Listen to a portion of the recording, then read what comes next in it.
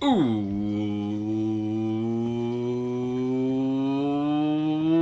what's up, everybody? My name is OMG WTF LOL BRB, and welcome back to more Total Extreme Wrestling 2016. We are playing as the WWE in the year 2002, and we are doing the Brand Era, our little own special twist on the Brand Era here, as this is a sequel to the Invasion series. I'd say go ahead and watch that, but that is a very long series, so well, if you're in for a treat and you got time on your hands, go right ahead, watch the whole series of Invasion. If not, you made it just in time for season 2 here. We haven't even gotten to our first pay-per-view in the first season, but it is coming up this is the next show after this. But anyway, let's stop rambling here. We aren't booking a Backlash here tonight or Sunday Night Heat. We are booking Friday Night Nitro, and their pay-per-view is a ways away, so why are we even talking about it? We are going to be continuing on with the World Championship Tournament here tonight. We are still in round 1 of the tournament, and we will see Sir Steven Regal, the North American Champion, battle Diamond Dallas Page, who we haven't seen since WrestleMania weekend, and also Edge, the first ever North American Champion, battles the Freakzilla, Scott Steiner. So I'm going to take a quick drink of our sponsored, not sponsored, great value, purified drinking water here. Thank you for not sponsoring me, guys. Really appreciate it. Could have used the money. It's fine. And let's get this show on the road. We do got a couple of pre-show matches here, as I want to start building up some momentum for certain people. Certain people being the Afternoon Express, one of the teams that have kind of taken storm here on the channel, I believe. A lot of you guys are excited to see where our take on That 70s Show is going here, because no more is that Evan Courageous, and no more is that Lash LaRoe. Ladies and gentlemen, let me introduce to you Kelso Courageous and his tag team partner, Dizzy Hyde. The Afternoon Express. Oh yeah, ladies and gentlemen, it's happening. So we have an abysmal pre-show matchup here. The Afternoon Express goes over London and Kendrick, two of our developmental stars, in 6 minutes, 21 seconds when Kelso Courageous defeats Paul London with the victory roll. What is this? Come on, why didn't you use your finisher? I'm not going to tell you the names of their finishers yet. I will say they have a little bit of a reference to, the marijuana, you know what I'm saying? So, puff, puff, pass, pass, whatever. What am I talking about? Either way, they didn't do their finishers. That's a bit upsetting, but we'll see that in the future. Announcing quality helped us out. Dizzy Hyde with an in-ring performance of a 40. Kelso Courageous with a 41. Brian Kendrick with a 22. And Paul London with a 21. Any worker improvements? Oh yeah. Both Paul London and Brian Kendrick making the most of their appearance here tonight, as Paul London is improving in his Rumble skills and Brian Kendrick improving in his performance. Not sure what their popularity is, but that's kind of promising, considering that they might not have any popularity. Moving on, we have another match where it's just kind of a way to get someone a little bit more momentum. In fact, Elix Skipper is currently in the negative momentum, so I want to try to get him a little bit up there as we try to build up some of our new Cruiserweight stars here. So we borrowed yet another talent from our developmental territory. He's actually the tag team partner of AJ Styles. We got Air Paris here. So in a 46 solid D-rated matchup here, and a terrible pre-show matchup, Showtime Elix Skipper gets the victory over Air Paris in 8 minutes, 36, where did I get the 6 from? 30 seconds by pinfall with the overdrive. Air Paris, believe it or not, actually outperformed Showtime Elix Skipper here tonight. Paris with a 43 in-ring performance, and Skipper with a 41 in-ring performance. Now, I'm not sure that has something to do with the fact that this was a high spots match. Maybe Air Paris is a little bit more of a better high spots wrestler than, say, Elix Skipper is. I've never actually seen Air Paris wrestle, but Elix Skipper is a damn impressive competitor when you take his high flying, high spots. I don't know what you want to call it. He's practically kind of a spot monkey if you've ever seen Elix Skipper wrestler. Or at least the one thing I remember from Elix Skipper is that crazy Hurricanrana off the steel cage from like TNA back in the day. But he was also part of like Triple X with like Low Key and Christopher Daniels, which were more of like the high flying team as well. So he was always kind of viewed as like, you know, that high adrenaline kind of guy. So, and I can back that up. I've seen it go. I've never seen Air Paris go, so it's kind of surprising to see if he's a better high spot wrestler than he is. But nonetheless, Air Paris a little promising here. Maybe trying to say, hey, call me up. I'm better than Elix Skipper. And call AJ up. I'm sure a lot of you guys would be happy about that. But I think I'm going to let them chill a little bit longer down there. Paris also improving in his performance. That's promising. That is promising. Air Paris, you're making it hard to say no. Just saying. You're making it hard to say no. In fact, let's look at the dirt sheet. I'm kind of curious about Air Paris. Does he have like star quality or anything? Nah, he doesn't really have anything special to him. So yeah. Did it like benefit him? Does it say that? Like benefited being in that match type or something? No, just okay. Whatever. It works. Alright, anyway. And finally, in the main event of the pre-show, we get a solid 59C rated here as we have a 8-man tag team matchup. A pre-show bout that had subpar wrestling to it and little heat.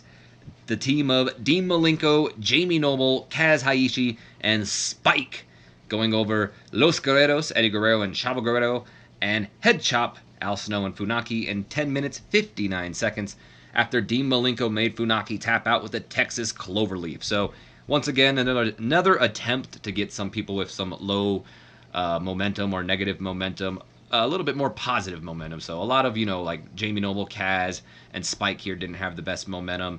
And I believe everybody here was positive, so it just kind of benefited it. Plus, get Dean Malenko a little bit more momentum since he'll most likely be challenging for the Cruiserweight Championship in the future. So, Chavo Guerrero with an in-ring performance of a 58. Eddie Guerrero, of course, outperforming everybody here with that 69. Funaki with a 49. Al Snow with a 57. Spike with a 43, tying Kaz Haishi for the worst performance of the match with a 43 as well. So, Kaz isn't the most popular guy, Spike. I mean, that's not a good showing for you. I'm gonna say. Jamie Noble with an impressive 45. I mean, not the most impressive, let's be honest, but he also doesn't have a whole bunch of popularity behind him. Maybe a little bit more than Kaz since he's been on our roster for a little while, but let's be honest, it's not like he's been, you know, used the entire time. And then Dean Malenko, of course, leading his team with a 64 in-ring performance. And as for worker improvements, Kaz Haishi making the most of his appearance. I mean, I shouldn't say that. He's on our roster. It's not like he's a developmental star. Anyway, he got an improvement in his technical skills, so good for Kaz there. So before we go ahead and start off the show, I'm going to go take one more drink of this sponsored, not sponsored, Great Value water, and let's go. All right, so we open up the show with a 91 solid A rating here as Friday Night Nitro. What was I gonna say? Friday Night Nitro opens up with Dusty Rhodes and Mike Tenay, of course, openly acknowledging the fact that Bobby the Brain Heenan no longer here. In fact, last week on Nitro he was fired at the very end of the show practically, and they of course move on to the show, hyping of course tonight's matches. Talking about how we'll see 2 tournament matchups here tonight. Sir Steven Regal versus Diamond Dallas Page. Edge versus Scott Steiner. That all tonight. But of course, they are interrupted by the music of Shane McMahon. And the owner of Nitro makes his way down to the ring before, of course, taking to the microphone and speaking. And he goes, "What's up, Kentucky? A new age for Nitro is starting here every Friday night. And it doesn't start with the crowning of a brand new world champion. It doesn't start with some draft, and it certainly didn't begin with me firing Bobby the Brain Heenan last week. Although, that was clearly a step in the right direction, am I wrong? No. This all starts with all of you. Yeah, no, I'm being serious. Give yourselves a round of applause. This is all because of you. You've earned it. Because if it wasn't for all of you not tuning in every Monday to watch Nitro in the past, then I wouldn't have been able to buy that WCW and saved it in the first place. So I guess in reality, you should all be thanking Me. So stand back up, stand up, come on. And give me a round of applause now. Because, well, because I've most certainly earned it, And not someone like, let's say, Ric Flair, who, may I add, is still on vacation. I mean, the guy's getting up there in his years, He's earned himself a couple of weeks, maybe months of R&R. Am I right? All right. Enough stalling. Let's get to why we're really out here. Bobby Heenan's firing was kind of short notice, and I haven't been able to find someone to replace the Brain, but I am working on it. With that being said, ladies and gentlemen, stepping up to help a brother out, give it up for your new temporary lead announcer for Nitro, Booker T! And of course, can you dig it, sucka? Out comes Booker T, and he makes his way towards the announce table to join Dusty Rhodes and Mike Tenay for the night. So Booker T kind of making his color commentary debut a few years early here tonight. So either way, Shane continues going. Now I won't waste any more of your time. So ladies and gentlemen, let's get started with some Cruiserweight action, am I right? But before Shane can get started with some Cruiserweight action here, that's when the lights go out of the arena and a spotlight shines right on Shane McMahon before another spotlight shines up in the rafter to reveal none other than Sting. And Sting takes to the mic and he says, Shane, people once believed that when someone dies, a crow carries their soul to the land of the dead. But sometimes, something so bad happens that a terrible sadness is carried with it, and the soul can't rest.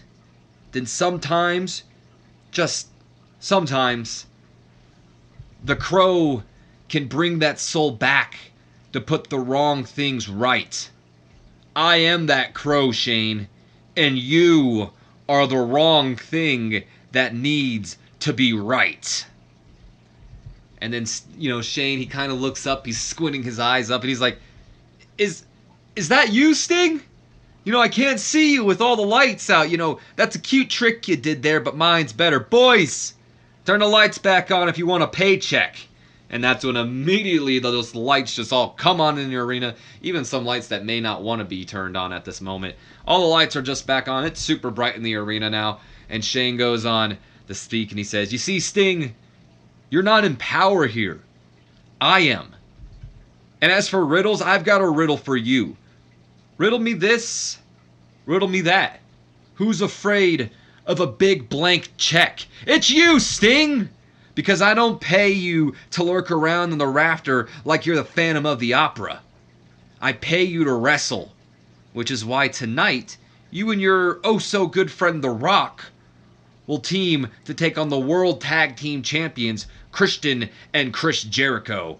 Now, if you don't mind, Shoe Crow, you're bothering me. And that's probably when the segment would end right there. Shane McMahon's music hits. Here comes the money. Here we go. And Booker T looks over. Did you guys just hear Shane McMahon book one of the biggest men? Tonight we will... Oh my God, I can't do a Booker T right now. Either way, Booker T is hyping the fact that tonight, for the first time ever, The Rock and Sting will grace the same ring, but they're not facing each other. They are teaming each other, and they will take on our tag team champions. And it's getting a little heated there between Sting and Shane McMahon. In fact, Shane McMahon's making quite a few enemies. He's got Ric Flair, The Rock, Sting. He's better hope he has more allies than enemies. Let's just say that. By the way, isn't it great when nobody's home? I feel like I can be a lot louder and more expressionist with some of my promos here. So sorry if I'm a little loud, but I kind of like it. I'm into it right now. I'm having fun. Either way, Shane McMahon clearly enjoyed having the freedom to go off script here, as he should. And this got the show off to a strong start. The crowd was hot, gained heat for the Battle of Nitro storyline. And I'm not going to lie to you guys, it got me excited for tonight's main event. And I'm the one that booked the damn thing. Okay, moving on. So we get a little bit of a hype thing here. 77 Solid B as the commentary team does go on to hype up the fact that we will see Vitamin C taking on Rock and Sting tonight, as well as almost said Chris Jericho, as well as Edge versus Scott Steiner and Sir Steven Regal versus Diamond Dallas Page in World Championship tournament matches tonight. Excuse me. All right, we move on to a 53 C- rating here as we are back from our commercial break. And Dean Malenko and Jerry Lynn are standing in the ring as Dean Malenko takes to the mic and talk, and he goes, "I'm not going to talk over you, and I'm not going to wait for you all to shut up. I've got a mic, and I've got something to say, and you're all going to listen whether you like it or not." Last week, Billy Kidman and Rey Mysterio Jr. thought that they got the better of us. A lot of you would claim that Jerry and I tucked our tails between our legs and ran away. Well, a lot of you are stupid and don't understand strategy. Those two dumb stunt doubles were run into a burning fire for a thrill. They don't think out their next attack like Jerry and I. And Billy Kidman is going to find that out firsthand tonight. And that's when Billy Kidman's music hits, and out he comes alongside Torrie Wilson, of course. So a 53 C- rating for just a quick Dean Malenko pre-match promo for his partner, Jerry Lynn, who will be taking on Billy Kidman. Unfortunately, Jerry Lynn was very underwhelming. That's why we need to get him in these sorts of matches so he can gain a little bit more popularity. So he won't be very underwhelming and losing us heat every time we use him. But that's neither here nor there. I'm going to blame this entirely on Torrie Wilson, by the way. I'm not saying Dean Malenko speaking got this to a 53. Torrie Wilson's sexiness got it to there because she was based off her sex appeal. Because we got a perverted fan base, and I'll get deemed if I don't have enough women on here. So either way, we move on to our opening match of the night. Cruiserweight action like Shane McMahon promised with a 57 C- rating here. And a poor matchup. Jerry Lynn goes over Billy Kidman in 8 minutes, 2 seconds by pinfall after a distraction from Torrie Wilson. So what I'd like to imagine here is, maybe Dean Malenko kind of stalking Torrie on the outside, or, saying, like, she can't be here, blah, blah, blah, or talking like that. She's a distraction to the referee because, she's wearing them skimpy outfits or whatever. Pretty much, bothering Torrie on the outside, which leads to, Billy Kidman getting a little distracted, maybe having a talk with Dean Malenko, and then Jerry Lynn maybe rolling him up, getting a tainted victory, or just getting a quick victory here and there or there. Doesn't matter. Either way, Jerry Lynn pulls out the victory here tonight. And surprisingly, Booker T not... what am I trying to say? Not... what's the word? Either way, Booker T is not harming the commentary team. I don't know the word I was looking for there, but he's not getting us dinged or anything for his commentary. In fact, it looks like he's helping it, if anything, so that's a bit promising. Too bad he's a wrestler, so we won't be actually using him on a permanent basis. Hopefully his replacement will be a little bit better. Either way, Jerry Lynn with an in-ring performance of a 48, a whole 10 points lesser than Billy Kidman with his 58 in-ring performance. And it just advanced the segment. It didn't lose the storyline heat or didn't gain it. Billy Kidman improving in his performance, so that's promising for Billy, I guess. I would have preferred to see Jerry maybe getting a little improvement, but as long as his popularity is improving, I won't complain. All right, let me take another drink because we got a Goldust promo here, and this one might be a little difficult. Oh, hello, Nelly. My girlfriend's dog is here. She's such a sweetheart. Anyway, 69 C+, as, we get maybe the whole backstage, like, director's room kind of thing like Goldust does. And he goes, "It's not my fault being the biggest and the strongest." Did I say that right? Yeah, I did. Okay. "It's not my fault being the biggest and the strongest. I don't even exercise." Andre the Giant from The Princess Bride, 1987. It must be hard being so big. Tonight, Shattered Dreams Productions presents to all of you its own take on the David and Goliath story, as the perfect king picks his perfect warrior and sends him after the much smaller and much more handsome Golden Warrior. And after the warrior slays the king and takes all his gold, I'll see you next week, my perfect opponent. And there you go. Just a quick little Goldust promo. Very creepily done. I'm not sure if I like doing Goldust's promos too much, but that's a Goldust promo. Either way, Goldust getting better at his gimmick. And I'll be honest with you guys. Let me break it down with Goldust quick here. Dustin Rhodes is a talent for being able to not only do that Goldust promo, but stay in that character, because it just feels wrong doing that, man. I don't know why, it just feels wrong. And I'm not saying there's anything against, that kind of stuff. Just that Goldust promo doing that in the just it reminds me of being like if anyone's ever seen that anime Hunter x Hunter, it reminds me of like Hisoka from that anime. That's what I get from that. Just a kind of very odd feeling. I'm not sure if I'm a fan of it, but anyway, let's not talk about it anymore. Let's just move on.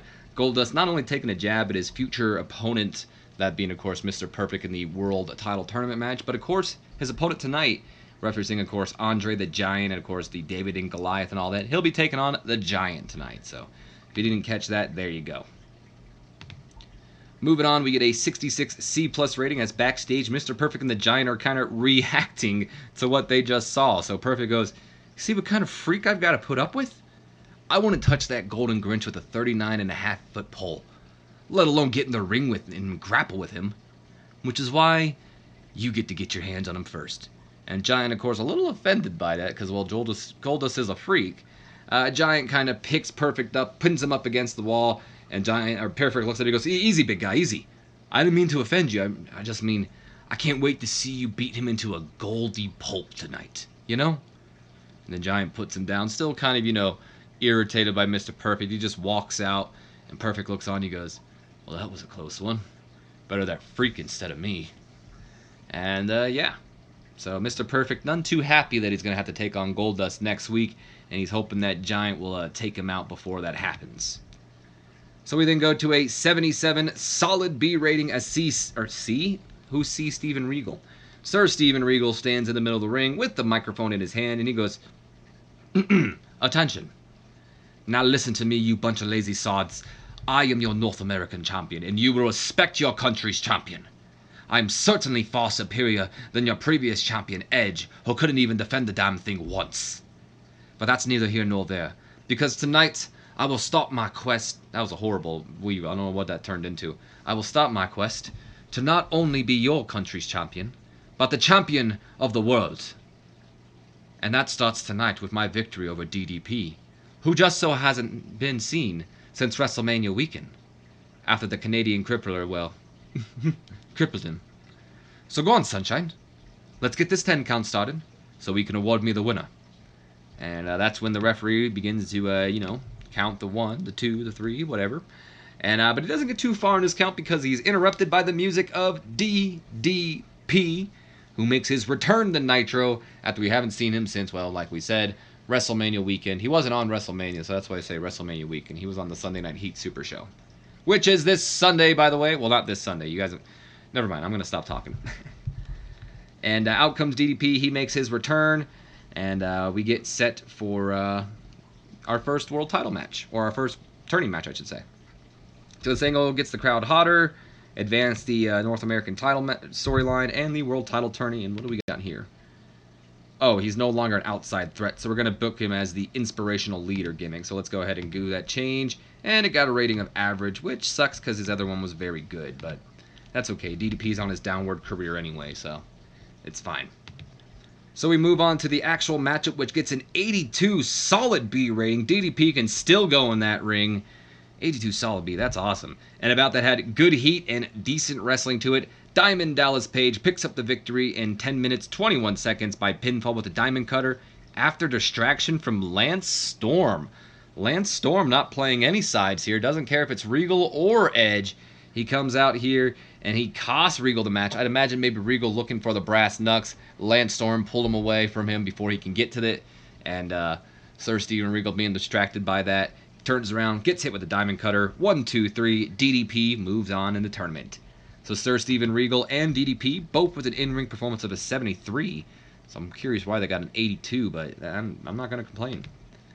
I will go ahead and check the dirt sheet, though, because I'm curious. This did go ahead and gain some heat for the North American Championship feud, so that's good. And let's see. Yeah, I don't know. It's just a good match, I guess. It was well booked, so maybe that helped. Okay, good. All right, Moving on, we go to an 83 B+ rating as Mean Gene Okerlund is backstage with the the World Tag Team Champions, Chris Jericho and Christian, but let's let Mean Gene talk to him. All right, wrestling fans, Mean Gene here, and joining me at this time are the World Tag Team Champions, Christian and Chris Jericho, Vitamin C. Gentlemen, I'm sure you've heard the news by now. Shane McMahon put you two in a match in our main event tonight against the team of The Rock and Sting. And then Jericho cuts him off and he goes, yeah, let me just cut you off right there, Mean Gene. Because if you think this is going to turn out the same way it did a few weeks back in my tournament match against Sting, then you've got another thing coming, baby. Because I'll have you know that on that day, I was feeling a bit under the weather. I hadn't gotten much sleep that night, and not to mention, some of Sting's face paint got in my eye. But as for tonight, I feel 100%, and I've got my best friend at my side. There's no way we can lose. And then Christian butts in and he goes, and not to mention, but the Stinger and the Rocker have never teamed before. But Chris and I just so happen to be the tag team champions of the world. So if you think a rookie tag team, let's go to the handy dandy notepad here, by the way. Come on, we gotta go down. If you think a rookie tag team is gonna beat the best team on the planet Earth, then you've got another thing coming, pal. And then Jericho looks at him and he goes, you know what, Christian? What? Tell me, Chris. I think it's time Rock and Sting got their daily dose, and they say it together, of vitamin C. And then they walk off. Mean Gene probably looks like, ugh, that was so stupid, pretty much. Like, what a bunch of goons. And then he sends us back to Booker T and Dusty Rhodes and Mike Tenay. Before we move on to that, let's go ahead and talk about our backstage stuff we got here for a second. Of course, we are still at the 0%. But Mr. Perfect, he did fail to show up for a pre-media appearance, and he was scheduled for. He said he forgot to show up. He was like, oh, I forgot. We gave him a stern warning saying don't let it happen again. Nothing happened out of it, so hopefully he gets the hint. And then apparently people don't like Howard Finkel's selfish attitude backstage. I don't know why the Fink would have a selfish attitude, but he's selfish, so we gave him a slap on the wrist. We said, Fink, knock it the hell off, dude. And he said, okay, fine. And then we tried to meddle in the relationship between The Rock and HBK because they hate each other, and it worked, actually. It didn't backfire on us. It didn't have any, or, no effect. It had the effect that we wanted. It worked. They don't hate each other anymore. They still don't like each other, but now they just have simmering tension with each other, so I think I'll leave them alone for a little bit, hopefully not letting that backfire in the future, and maybe we can get them to, be on talking terms at least.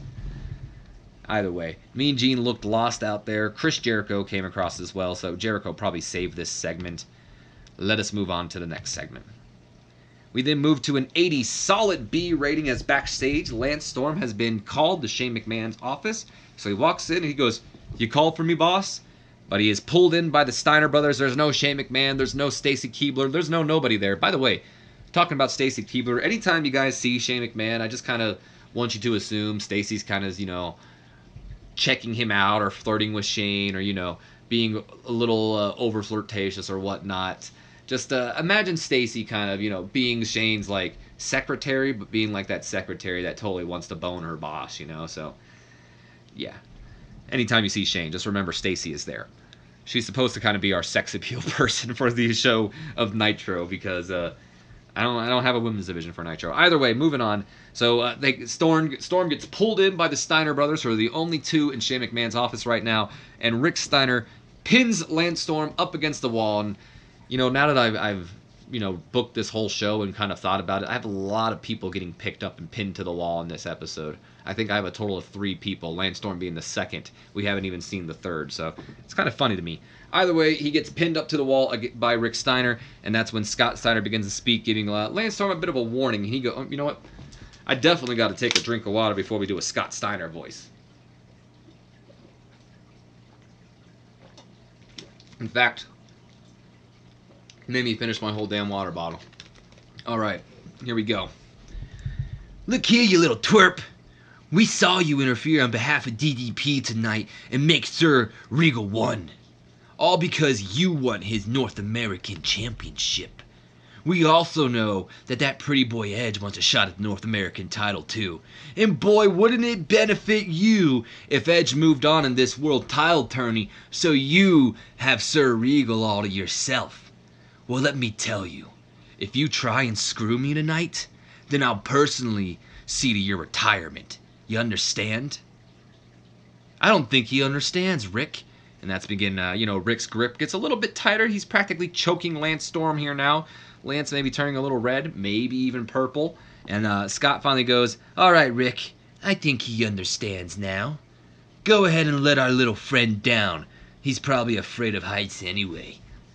And they let Lance Storm go. Lance Storm just kind of falls right to the ground. The Steiner brothers just kind of walk out laughing at what they've done. Excuse me. While Lance Storm just sits there on the ground looking all pissed off like, these motherfuckers, how dare they? Either way, Scott Steiner did a masterful job with his interactions with the crowd. Good for Scott Steiner. His performance was good. Unfortunately, Lance Storm a bit underwhelming here. And that's about it. No worker improvements, though. So we move on to our next segment here, which is a match between Giant and Goldust. 67 C+ rating. This is Goldust's debut, or I guess TV debut or TV re-debut, call it what you want, on Nitro here. 67 C+ in a decent matchup here. Goldust pulls out the victory over the Giant, surprise, surprise, in 7 minutes, 55 seconds with a flying lariat after a bit of a distraction from Eddie Guerrero. Now we know Eddie Guerrero will be facing the Giant in round 2 of the World Title Tournament, and Giant's been kind of, intimidating his future opponent.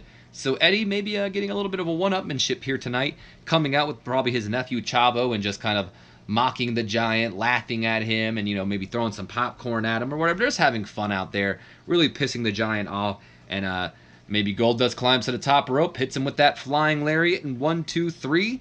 Goldust picks up the surprise victory, and Latino Heat costing the Giant the victory here tonight. So Goldust with an in-ring performance of a 55, Giant with a 78. And no worker improvements here. I am curious about Goldust though, so I want to check him out, seeing if he's got anything good. Not really. Not really. Doesn't look like he has any star quality or anything. We then go to a 69 C+ rating as Charmel now is backstage with Edge, who'll be facing Scott Steiner tonight. So let's go ahead and take that to Charmel. Here we go. Ladies and gentlemen, joining me now is the man who will face Scott Steiner next week in a world... Next week... Oh, there we go.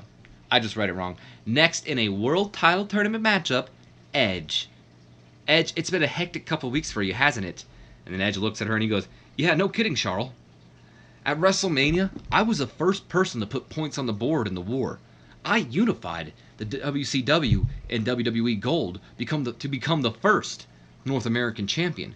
And then Shane McMahon screws me over not even a week later by giving Sir Regal a shot just so Sir Lancelot can come in and screw me over. And then the ultimate slap in the face, Shane drafts me over right after I lose my title just to show that he owns me. Well, no one owns Edge, and Shane McMahon will soon find out that if you back a dog in a corner, he might just bite back. And Charmel continues, well, what about Scott Steiner? What about your opponent tonight? And then Edge looks at him, what about Scotty Boy? He's just going to be the first muscle-headed idiot I put away in this tournament.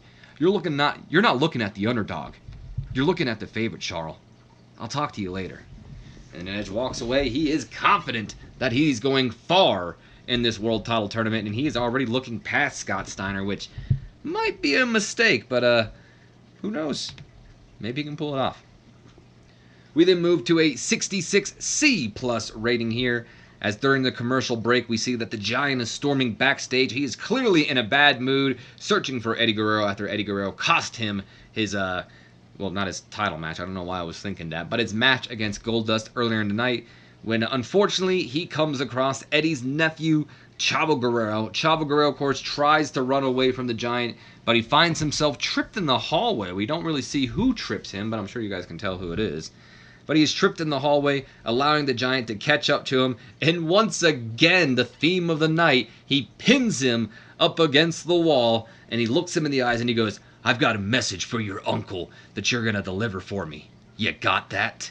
And then Chavo just kind of, nods his head like, unfortunately for Chavo, it wasn't really a message because Giant then grabbed Chavo Guerrero by the choke and choke slams him onto the ground, pretty much knocking him out before making his leave by stepping on, not over Chavo, on him, and then still screaming and searching for Eddie Guerrero because maybe he wants to deliver that message for himself.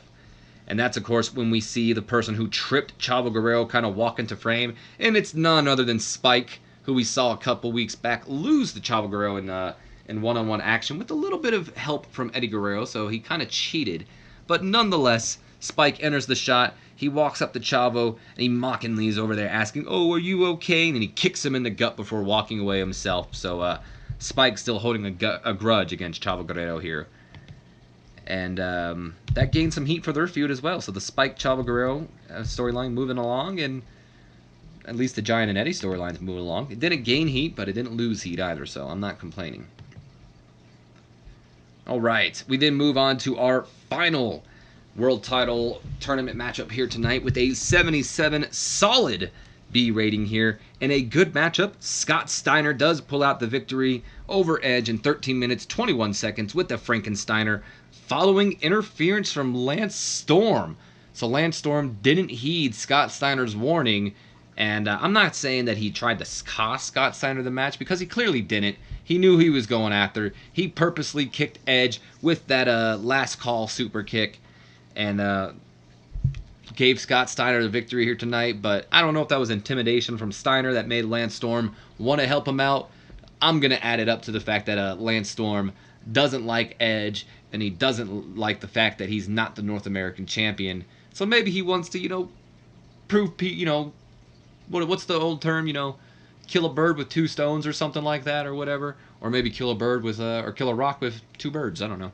Either way, pretty much Lance Storm wants to prove everyone wrong and show that not only should he be North American champion and not Sir Regal, but he wants to show that Edge's victory over him was a fluke and it shouldn't have even happened. So Lance Storm, that's kind of why he cost Edge the match here tonight.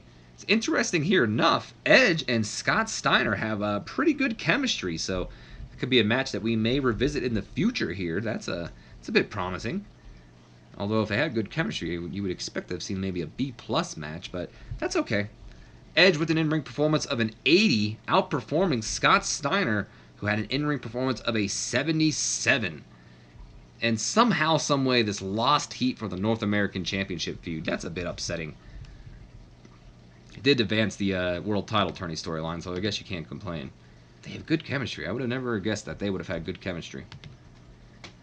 And then afterwards, we go to an 89 solid A rating, as backstage, The Rock is getting ready for his upcoming tag team match when his partner Sting walks in. He goes, "Rock, hey man, look, I'm sorry to get you tied up in this mess tonight, but But Rock cuts Sting off and he goes, "Shh, Stinger, there's no need to apologize, because tonight, for the first time ever, the Icon Sting teams with the Great One, the People's Champion, the Scorpion King himself, The Rock.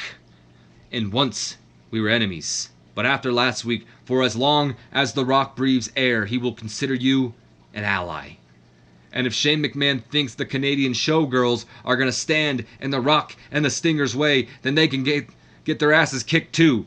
So Stinger, The Rock just has one question for you. Do you know what time it is?" And Sting looks at him, he has a big smile, and he goes, "Ooh, I know what time it is. I do. It's showtime! Woo!" And then Rock looks at him, he goes, "You bet your ass it's showtime. Now let's go show these Canadian dweebs..." Oh wait, let me say that go. "Now let's go give these two Canadian dweebs their daily dose of vitamin whoop ass." And they walk out of the locker room, getting ready for the main event of the night. Rock came across well here, and no worker improvements. So we go to said main event of the night. Wow, that's freaking amazing. How do you get that? I'll get to it when I get to it, but that's awesome. 82 solid B rating here. In a superb matchup, The Rock and Sting go over Vitamin C in 9 minutes, 56 seconds after Chris Jericho was disqualified when Booker T, who was on commentary all night, remember that everybody, Booker T ran in and attacked The Rock. We also had a little bit more interference here. We had Rick Steiner out there and Scott Steiner. I want you guys to kind of ignore the Steiners. I kind of forgot that I put them in here for interference reasons, but in the next angle we'll see next, I couldn't fit them in there, so I figured maybe they just went out and celebrated early, so let's just ignore that the Steiners were in there And let's pretend that the Steiners say that that Mr. Perfect came out instead. Okay? Yeah, let's do that. So, or let's just ignore that, in fact, and just say Booker T is the reason why the disqualification happened. Apparently, though, Sting was the weak link, struggling to keep up with everyone else's in-ring performance. He is declining, so that is unfortunate for the Stinger, but what can you do? Not only does the tag team champions, of course, Chris Jericho and Christian, have excellent chemistry here, but who would have guessed? Who would have guessed that two icons in our industry, two of the top dogs in our industry, you could arguably say, even though Diamond Dallas Page called himself the People's Champion of WCW, that Sting was the real People's Champion of WCW. How is it that The Rock and the Sting somehow, some way, have great chemistry when teaming with each other? The two gods have blessed us with a potential great tag team. It is a damn shame that Sting is on his downward career and The Rock will be leaving off to film The Scorpion King in a couple months. But how does that happen? That is amazing to me. Either way, Christian with an in-ring performance of an 88, Chris Jericho with an in-ring performance of a 93, Sting with a 76, and The Rock with a 94. So, of course, Rock was the best performer of the night, but Jericho, not far behind. Not far behind at all. And we go to our worker improvements where, look at that. The two best two best talents in the match improving. Chris Jericho and The Rock still somehow, some way finding a way to improve their performance skills. I'll never be surprised by you two. All right, we move on to the next segment, our closing segment of the night, which gets an 85B+ rating here. The bell is ringing for the match to end in disqualification with Booker T's interference, but it isn't too long when Shane McMahon, alongside Mr. Perfect, head out to the ring to join Booker T and Vitamin C in the beatdown on The Rock and Sting. And all things are going to according to plan for Shane McMahon. I mean, he had Booker T out there. He knew he was going to be doing this match tonight between Sting and The Rock, probably even before Sting even came out to interrupt him earlier in the night. He knew this was a setup all from the start to get rid of Sting and The Rock. He has both of them in the ring. Who's going to help him out this time? Sting surprised him last week, but who's going to help him out this time? Kanyon and Hugh Morris? I doubt it. Who's going to step up to the boss? Nobody is going to step up to the boss. But that's when all of a sudden we hear the woo! And Ric Flair's music hits, and out comes the general manager of Nitro, who's supposed to be on vacation. But out comes the Nature Boy, who tears off his suit, probably rips it off Hulk Hogan style. He is ready to fight. He comes down to the ring. He runs right at Shane McMahon, who hasn't even entered the ring yet. So he's at the the outside of the ring, and he goes right after Shane McMahon, maybe landing a chop on him, chopping Shane McMahon a couple of times. Of course, Booker T and Mr. Perfect heard the music go off. They know Ric Flair is here. They see he's going after Shane McMahon. Booker T, Mr. Perfect, get out of the ring, and they go after Ric Flair, trying to get him off of Shane McMahon. So now it's kind of a 3-on-1 beatdown on Ric Flair. But unfortunately for Perfect and Booker T, Jericho and Christian were not able to hold their own against the team of The Rock and Sting, who end up beating them down. And maybe Christian gets hit with a Stinger Splash, or maybe a Scorpion Death Drop at the same time. Jericho gets hit with the Rock Bottom, so Vitamin C gets taken out, and that's when the Rock and Sting rush to the aid of Ric Flair. So now we got a 3-on-3 fight between Perfect, Booker T, Shane McMahon, Rock, Sting, and Ric Flair. They're all brawling. They brawl back to the ring, and it eventually ends with all three superstars locking Shane McMahon's team in submission hold. So we got The Rock locking Mr. Perfect in the sharpshooter, and on the other side, Sting, of course, they're both kind of the same move, but the Sting is locking Booker T in the Scorpion Death Lock, and right in the center, Shane McMahon is locked in the Figure 4 leg lock, courtesy of Ric Flair, and the cameras go off air showing all three superstars, Shane McMahon, Booker T, Mr. Perfect, tapping out in the middle of the ring with The Rock, Sting, and Ric Flair standing tall pretty much. Now that I'd imagine after the cameras went off air that, a bunch of, Shane McMahon's allies came down and chased him out of the ring. But the last image the fans at home see is the WCW owner and his two goons tapping out to his rivals. And that's how we end off this episode. Mr. Perfect getting better at his gimmick. Rock came across well. Mr. Perfect didn't come out looking good. That's okay. Ooh, you know what?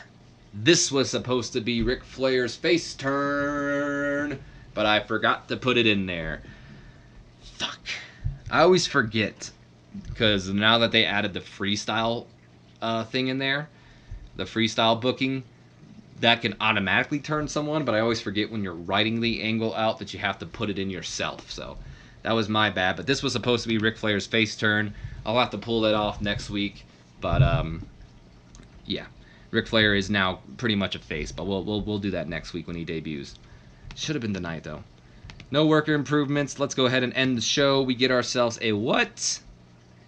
A 85 B+ rating. Still not gaining any popularity, but at least we didn't lose popularity like we did for Monday Night Raw. I think my mistake for Monday Night Raw is I got like the Vince McMahon ego for Raw. Like, well, Raw's the main show, so anyone on the main show will get over. I really got to book more of the, focus the show a lot of on the main event talent more than trying to get over like the likes of Rodney Mack and Eric Angle. But Nitro, on the other hand, Nitro's killing it. Nitro is killing it. So I'm going to go ahead and end this off here. I hope you guys have enjoyed. If you have, do me a favor. Leave me a comment, like, subscribe if you haven't done already. And as always, don't forget to share this video with your friends, Facebooks, Twitters, Instagrams. I don't give a damn. Anyone you feel to enjoy my content, give them a share and help your homeboy out here get some new subscribers up in this bitch.